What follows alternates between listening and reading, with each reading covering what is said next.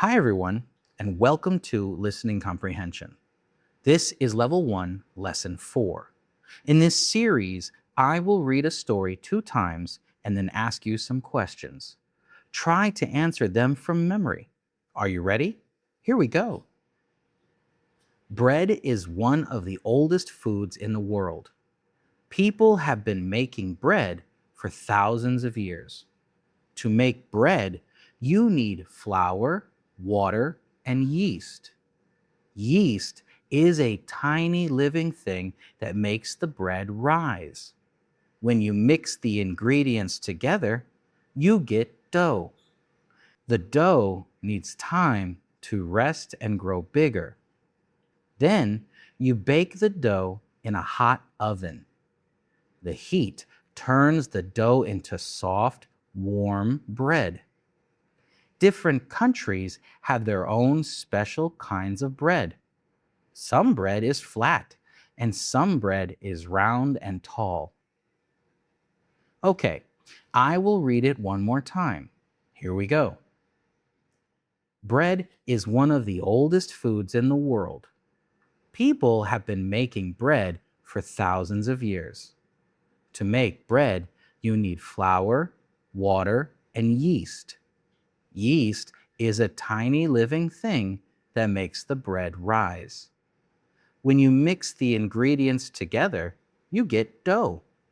The dough needs time to rest and grow bigger.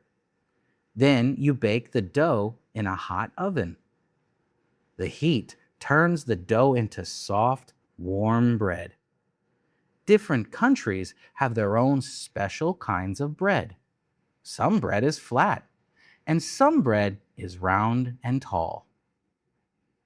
Now, let's try the questions. Question number 1. What makes bread rise?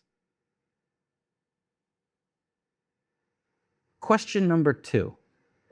What do you call the mixture before it is baked?